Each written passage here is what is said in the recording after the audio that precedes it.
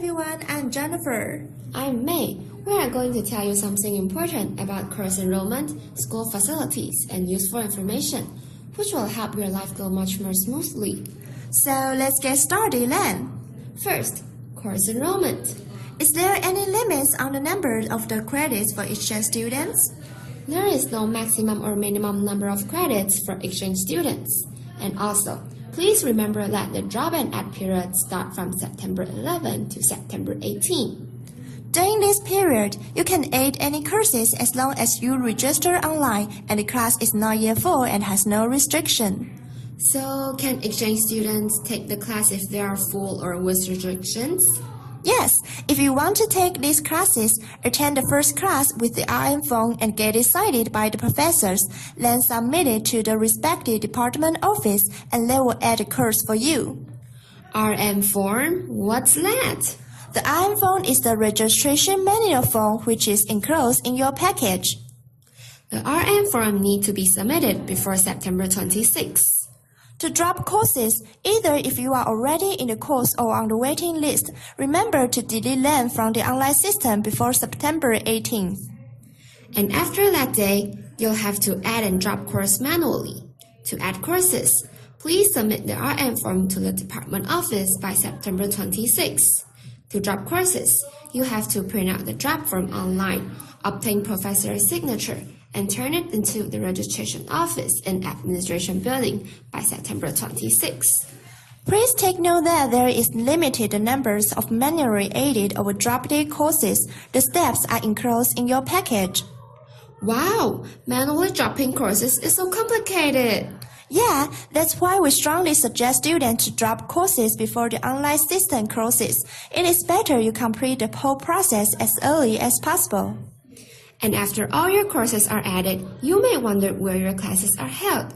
The classroom is indicated on the course system right here with 6 digits. The first 2 digits are the building number. The second 2 shows the floor at which it is located. Last 2 identify the room number. In addition, some professors may use e-learning or Moodle platform to post course materials. Students need to first log in their INCCU account to gain access to these platforms. Now let me show you where Moodle and e-learning are. First, go to NCCU homepage and switch the languages to English. This is the login page. The username and the password is the same as for course enrollment. And this is the page that will appear after logging into INCCU. You can find the links to Moodle and e-learning right here. And only courses where professor requests utilization of these platforms will the courses show up. If there are any questions, please contact the professors directly. Also, all professors are required to submit their grading reports by January 31st. If you need your grades before that date, please ask your professor to submit your grades earlier. On top of that, all exchange students are also required to complete the reflection format before November 31st. And if you're interested in sports, why not join a sport class? Just attend the first class and ask the teacher for permission. Since all sport classes provide 0 credits, you may join them without undergoing the enrollment process. Speaking of sports, where can students go during leisure time?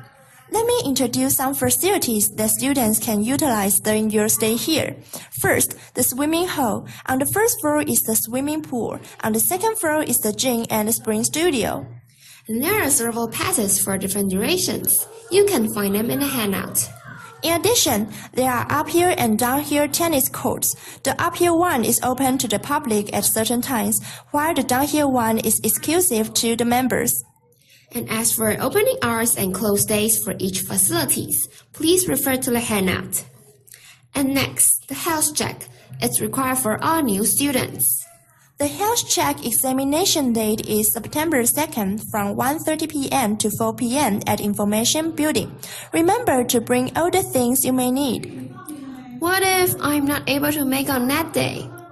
For students who didn't show up that day, please make up for the exam before September 30th at the designated clinic. Detailed instructions is on your handout. And there is a healthcare center nearby campus. It is a closed clinic and it costs $500 NT for each visit. In addition, you can also take bus to Wanfan Hospital for further medication. If you live in dorm, please read the residence hall regulations online. If you would like to use air conditioner in your room, you have to buy a prepaid card from the grocery store. What about the $1,080 beside the dorm fee? Well, it's a security deposit. The deposit will be fully refunded if you maintain a good condition of your room when you move out at the end of the semester. Further reminders for dorm residents are enclosed in your package. Well, Jennifer, where can my buddy print his report? For printing, please bring your own paper and you can print for free in the Students' Lounge, located on the 4th floor of the Yishan building. If you want color printing, please bring your student ID card to the 5th floor of the computer center. The charge is $10 NT per page. Also, you can go to any printing center off campus. May, what are you holding in your hand? It's my student ID card. With this incredible card, students can gain access to these places at NCCU and also borrow books. You can also gain access to dormitory, which is for dormitory residents only, libraries, computers, Yishan building main entrance and students' lounge. To borrow books from the library, please fill in the application form enclosed in your package, then submit it to the front desk at the main library. For graduate students, you can borrow 50 books for a 8-week period, and for undergraduate students, you can borrow 30 books for 4-week period. And let's move on to the next part, useful information. I believe some of you are planning to travel, and here is some important information for you. It is very convenient to travel to nearby countries from Taiwan. For any visa-related information, please also refer to the handout. And if you have any further questions, please contact Cherry. If you just plan to stay in Taiwan, remember to extend the visa before the expiration date. In the handout, you can find these steps, and visa can be extended at most to 180 days for free. What about opening a bank account? Please bring your passport to the National Immigration Agency for a foreign ID number. With the foreign ID number, your passport, and another official ID, you can open an account at any international bank. Please do not open accounts at the post office since it is not an international bank. There is the Bank of Taiwan nearby, which is only a 10 minutes walk away from NCCU. To exchange currency, remember to bring your passport and foreign currency.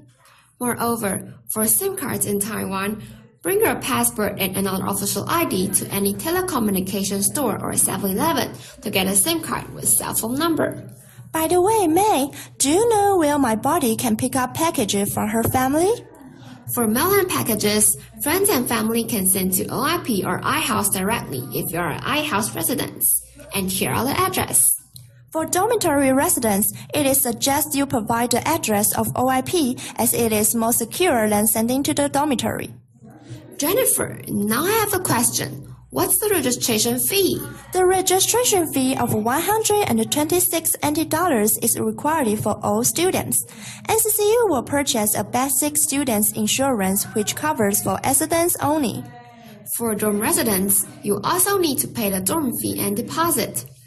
First, make sure the student's ID numbers on the yellow sheet is correct. Then pay the fee at the convenience store with an additional service charge of $10 NT.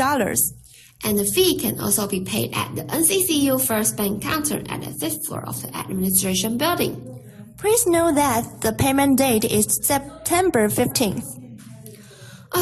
I don't have internet here. How can I send a Snapchat to my friends? Don't worry, there is Wi-Fi covering all buildings on campus. To gain access, go to the homepage of NCCU, log in with your student's ID number and follow the online instruction. Also, if you live in dormitory, there is a dorm IP for internet access. For more questions about the internet on campus or the dorm, you may come to OIP. This is all that we will share with you today. Now let's all welcome the managers of the International Exchange Programs, Cherry, to answer your questions.